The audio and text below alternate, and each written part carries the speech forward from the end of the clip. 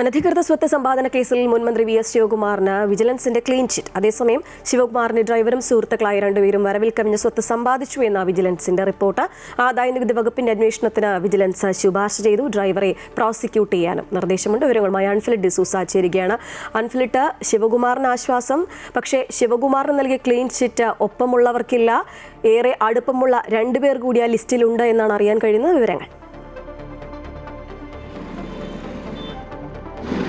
മുൻ മന്ത്രിയും കോൺഗ്രസ് നേതാവുമായ വി.എസ്. ശിവകുമാർ ഉമ്മൻചാണ്ടി മുഖ്യമന്ത്രിയായിരുന്ന കാലത്ത്, ഉമ്മൻചാണ്ടി സർക്കാരിന്റെ കാലത്ത് അദ്ദേഹം മന്ത്രിയായിരുന്നു. ശിവകുമാർ മന്ത്രിയായിരിക്കും അദ്ദേഹം വരവിൽ കവിഞ്ഞ സ്വത്ത് സമ്പാദിച്ചു എന്നാണ് കേസ്. ഈ കേസ് വലിയ രീതിയിൽ ചർച്ച ചെയ്യപ്പെടുകയും വിവാദമുണ്ടാക്കുകയും ചെയ്തൊരു വിഷയമാണ്. ഇതിലാണ് വിജിലൻസ് ഇപ്പോൾ അന്വേഷണത്തിലൊടുവിൽ, അതായത് വിശദമായ അന്വേഷണവും പരിശോധനകൾക്കൊടുവിലാണ് വിജിലൻസ് ഇപ്പോൾ ശിവകുമാറിന് ക്ലീൻ ചിറ്റ് നൽകിയിരിക്കുന്നത്. അദ്ദേഹം വരവിൽ കവിഞ്ഞ സ്വത്തൊന്നും അദ്ദേഹം സമ്പാദിച്ചിട്ടില്ല. അദ്ദേഹത്തിനുള്ളത് അദ്ദേഹം മന്ത്രിയായിരുന്ന കാലയളവിൽ എം.പിയും എം.എൽ.എമാരുമൊക്കെയുള്ള കാലയളവിൽ ഉണ്ടായിരുന്ന വരവിനനുസരിച്ചുള്ള സ്വത്ത് മാത്രമാണ്. ഒപ്പം ഭാര്യയുടെ സ്വത്തും അദ്ദേഹത്തിന്റെ പേരിലുണ്ട്. ഇതിനപ്പുറത്തേക്കും അനധികൃതമായി വരവിൽ കവിഞ്ഞുള്ള സ്വത്തുക്കളൊന്നും വി.എസ്. ശിവകുമാറിന്റെ പക്കലില്ല എന്നാണ് വിജിലൻസിന്റെ കണ്ടെത്തൽ. അതായത് വിജിലൻസ് പൂർണ്ണമായും മുൻമന്ത്രി വി.എസ്. ശിവകുമാറിന് ക്ലീൻ ചിറ്റ് നൽകിയിരിക്കുകയാണ്.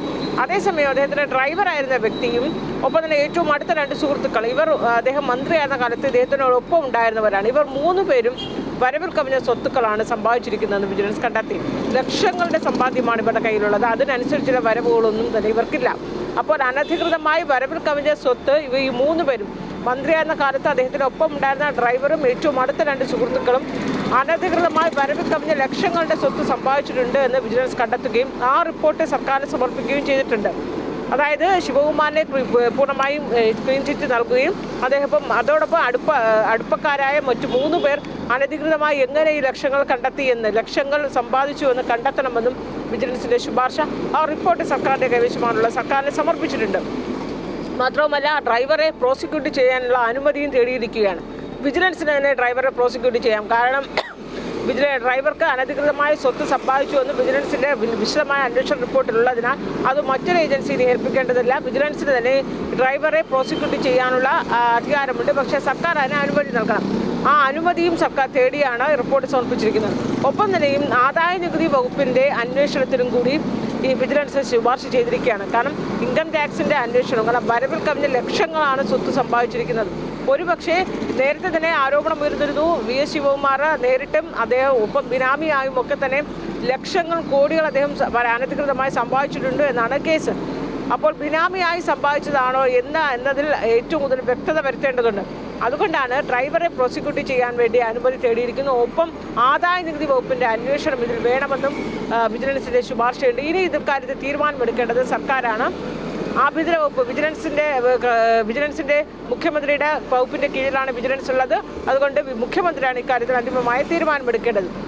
തെരഞ്ഞെടുപ്പ് അടുത്തിരിക്കുന്ന വേളയിൽ ഈ മുഖ്യമന്ത്രി ഇക്കാര്യത്തിൽ, പ്രത്യേകിച്ച് കോൺഗ്രസിലെ ഏറ്റവും മുതിർന്ന നേതാവാണ് വി.എസ്. ശിവകുമാർ. അദ്ദേഹം ഈ നിയമസഭാ തെരഞ്ഞെടുപ്പിൽ തലസ്ഥാനത്ത് ഏതെങ്കിലും ഒരു മണ്ഡലത്തിൽ അദ്ദേഹത്തിന്റെ പേരുകൾ പലയിടത്തും ഉയർന്നു കേൾക്കുന്നുണ്ട്. എന്തായാലും അദ്ദേഹം ഇക്കുറി മത്സര രംഗത്തുണ്ടാകുമെന്നും ഏറെക്കുറെ ഉറപ്പാണ്.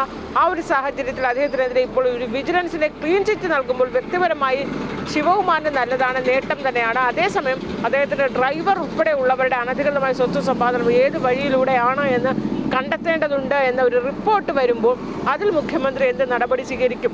ഈ അനധികൃത കൂടെയുള്ള ഒപ്പമുള്ള കൂട്ടാളികൾ അദ്ദേഹത്തിന്റെ ഒപ്പം ഈ മന്ത്രിയായിരുന്ന കാലയളവ് അദ്ദേഹത്തിന് ഒപ്പം ഉണ്ടായിരുന്നവരാണ്. ഇവർ അനധികൃതമായി സ്വത്ത് സമ്പാദിച്ചു എന്ന് വരുമ്പോൾ സ്വാഭാവികമായും ഇത് ആരുടെയെങ്കിലും ബിനാമിയായിട്ടാണോ, ഏത് രീതിയിലാണ് എന്നതൊക്കെ തന്നെയും ശിവകുമാറിനെ നേരിട്ട് ബാധിക്കില്ലെങ്കിലും അദ്ദേഹത്തിലേക്ക് തന്നെയാകും വിരൽ ചൂണ്ടുക. അങ്ങനെ വരുമ്പോൾ ഈ സമയത്ത് വിജിലൻസ് റിപ്പോർട്ട് വരുന്നു. തെരഞ്ഞെടുപ്പ് വേളയിൽ വിജ്ഞാപനത്തിന് തൊട്ട് മുമ്പാണ് ഈ രീതിയിലുള്ള നീക്കമൊക്കെ നടക്കുന്നത്. അപ്പോൾ മുഖ്യമന്ത്രി അല്ലെങ്കിൽ സർക്കാർ ഇതിൽ എന്ത് നിലപാട് സ്വീകരിക്കുമെന്നുള്ളതൊക്കെ തന്നെയും ശിവകുമാറിനെ സംബന്ധിച്ചും കോൺഗ്രസിനെ സംബന്ധിച്ചും നിർണായകം തന്നെയാണ്. ശ്രീജ. ശരി അൻഫിൽഡ്, എന്തായാലും അനധികൃത സ്വത്ത് സമ്പാദന കേസിൽ മുൻമന്ത്രി വി.എസ്. ശിവകുമാറിന് വിജിലൻസ് ക്ലീൻ ചിറ്റ് നൽകിയിരിക്കുകയാണ്. പക്ഷേ ശിവകുമാറിന്റെ ഡ്രൈവറും സുഹൃത്തുക്കളായ രണ്ടുപേരും വരവിൽ കവിഞ്ഞ സ്വത്ത് സമ്പാദിച്ചു എന്ന വിജിലൻസ് റിപ്പോർട്ട് നൽകിയിരിക്കുന്നു. ഇത് അദ്ദേഹത്തെ ഏത് തരത്തിൽ ബാധിക്കും എന്നുള്ളത് വരും മണിക്കൂറുകൾ അല്ലെങ്കിൽ വരും ദിവസങ്ങളിലൊക്കെ നമുക്ക് അറിയേണ്ടതായിട്ടുണ്ട്. വിവരങ്ങളുമായി ചേരുകയായിരുന്നു അൻഫിലിറ്റ് ഡിസൂസ.